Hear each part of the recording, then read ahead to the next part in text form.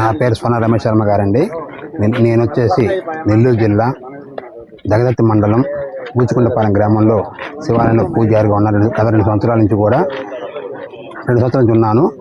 కానీ నా యొక్క సంకల్పంతో ఆ ఊళ్ళో చెప్పేసి నా యొక్క మనసుకి అనిపించి సరే నేను ఎవరినో దుమ్ముకొని అడిగితే చేస్తాను, నా ఫ్రెండ్స్ ద్వారా సహకారం చేస్తాను అని చెప్పి అన్నారు.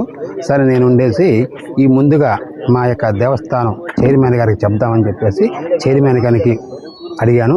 అతను కూడా స్వామి నాకే దీని గురించి పెద్దగా తెలియదు, కానీ పెట్టుకుంటే మంచిదే కానీ మన ఊళ్ళో వచ్చేసి పెద్ద మనిషి సర్పంచ్ గారు ఉన్నారు, వారితో ఒక సంప్రదించండి అన్నారు.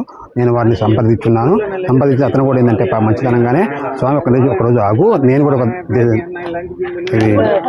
సిద్ధాంతం కనుక్కొని చెప్తాను స్వామి అన్నాడు.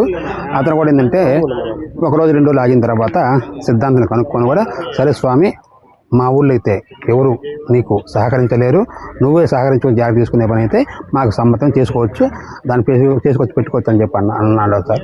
అది జరిగింది. ఈ లోపల ఏం చేస్తే ఊళ్ళందరూ కూడా నేను తవ్వుతున్నానని చెప్పేసి నేనేంటంటే మెజర్మెంట్గా 5 to 5 తీసుకొని ఒక 5 to 9 అడుగులు భూమి పూజ అనేది దేవస్థానం కాబట్టి విగ్రహం పెట్టుకొచ్చే శాస్త్ర పరిమాణం ప్రకారంగా నేను తవ్వాను. ఆ పాత మట్టి మొత్తం తీసేసి కొత్త మట్టి పోసేసి తర్వాత వచ్చే శంకుస్థాపన రోజు అప్పుడు కూడా ఎనస్మెంట్ చేద్దాం అనుకున్నాను సార్.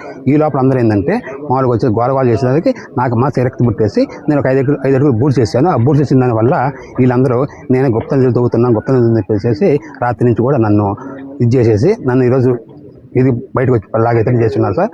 అందుకని నేను నా యొక్క పరపరంగా నా వల్ల నా తప్పిదాన్ని కూడా నేను శాతం తీసుకున్నారో లేదో నాకు తెలియదు, కానీ నేను మటుగా గ్రామాన్ని కూడా మంచిగా చేసుకుందామని గ్రామం తరపున 1 రూపాయి కూడా పడకూడదని చెప్పేసి నేను మటుగా అందరూ అడిగి చేసుకున్న దానివల్ల పొరపాటు జరిగింది.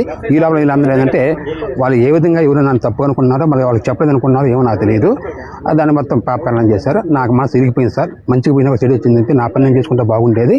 దానివల్ల ఇది చేసి దయచేసి మటుగా మా గ్రామం కానీ మా ఊళ్ళు కానీ ఈ యొక్క నిధి అనేది అంటూ ఏమీ లేదు, ఏం తప్పుడు ప్రచారం వస్తే మన్నించండి.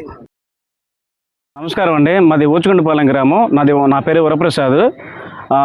మా గ్రామంలో ఉన్న శివాలయంలో గుప్త నిధులు ఉన్నాయని చెప్పేసి ఆ గుడికి సంబంధించిన పూజారి గారు ఏదో విగ్రహం పెట్టాలని చెప్పి ఆయన సొంత నిధులతో ఖర్చులతో ఏదో గుంటలోడి చేసే ప్రోగ్రాం పెట్టాడండి.